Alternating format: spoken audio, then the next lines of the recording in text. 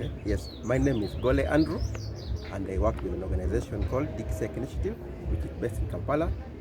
And today I'm in Nairobi as I head to Windhoek, Namibia for the Forum on Internet Freedom in Africa 2025 edition. I'm doing what we call a road trip on the road to FIFAfrica 25.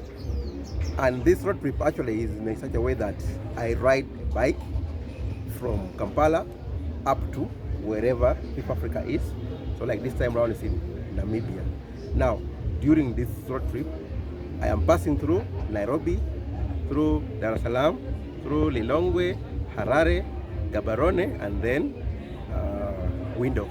Now, the purpose of passing through these cities is to ensure that along the way, there are organizations which might need my services or support in things to do with digital security, internet freedom, but also raising their awareness on the threats that they can face online and what they can do to actually overcome the threats. So instead of just riding without a purpose, this ride actually has a purpose. And the purpose is to sensitize different organizations. It could be human rights organizations, it could be women rights activists, it could be journalists, it could even be anyone who feels that they need to have this kind of skills and knowledge. Along the road trip, we tend to provide organizations with things like genuine softwares.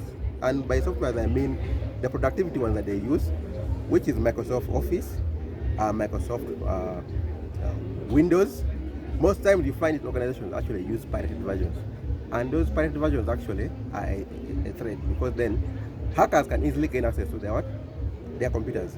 But for us, we have the licenses that we use and activate these devices. Sometimes also we just do device checkup for these organizations, just to ensure that even if they have very little support, at least while we are there, we can do what we can in the available time that we have with them to ensure that their devices are running smoothly. But also sometimes we do recommend, like we do what we call small digital security audits, that we can then make recommendations based on the audit we have done, so that they can improve their safety and security. This road trip has been sponsored by organizations like CIPESA, which is actually organizing FIFAfrica, but also Defenders and Access Now. We are on board to ensure that it's a success. And this is actually not the first road trip. This is actually now the third time we are doing this kind of road trip. The first time was in 2022, where we rode all the way to Lusaka, Zambia. And the second time was in 2023, where we were in Dar es Salaam. So for us, we are doing this because if you kind of follow the trends, nowadays digital security is everyone's responsibility. Previously, people would say, we have an IT person in the organization to take care of that. But nowadays, every one of us should be an IT person. Everyone needs to have these skills. And it's sad that you find most of these organizations we support don't even have an IT person. So at the end of the day, you find they are using very insecure devices with no passwords.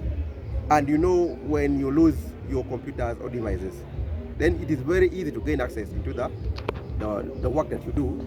And yet some of these organizations work on very sensitive activities, which can easily put them at a risk. So the purpose of this road trip is to raise awareness on internet freedom, digital rights, but also digital security. Because at the end of the day, we feel very happy if the organizations give us feedback that you visited us, you supported us, and our computers are now doing very well, or our staff have now gained some knowledge. For us, that is very important, and it's what makes this road trip very successful. Today we are in Nairobi, tomorrow we'll be in Dar es Salaam, and there are organizations that we already have that we will be supporting. But also, if there's any other organization along this route that we are passing, and they feel they need this kind of support, they can just reach out. For us, we'll find our way, the best way to see that we can pass them. As long as we are on the road, there is really nothing much that can stop us from reaching them. Thank you so much.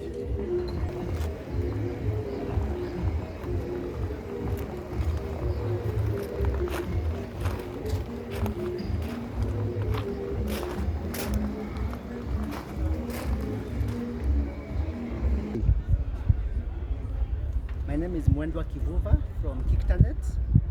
And KICTANet, we have an initiative called Tatua Digital Resilience Center, where we support social justice organizations with their security needs.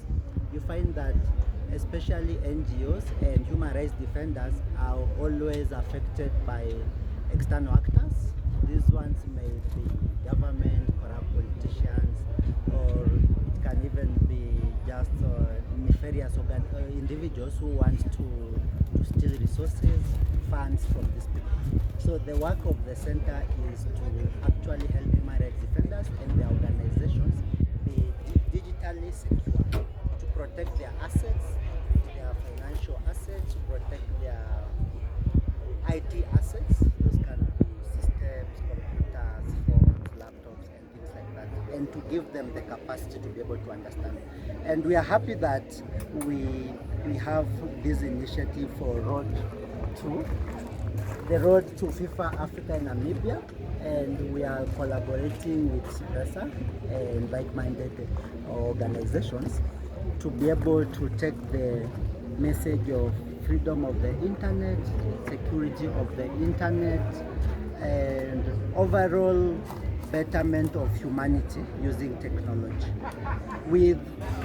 At FIFAfrica, we've been able to host different forums and sessions, especially to do with community engagement, and also to do with issues to do with security, issues to do with multi-stakeholderism, and issues to do with ensuring that politicians or those in power do not abuse those powers that they have, so that human rights are observed both online and offline. So that's why it's called Forum for Internet Freedom in Africa. And of course, there is a report that is produced every year gauging the level of freedom for different countries within Africa. We are excited in partnering with these organizations because we are able to showcase the work we do, and we are also able to reach the masses and reach many other individuals, people within the countries that we travel, and showcase our work. Over the 4 years that this program has existed, we've been able to train over 40 different organizations, and all our trainings, the number of participants that have come are more than 600,000 participants who have been affected by the work we do. Thank you.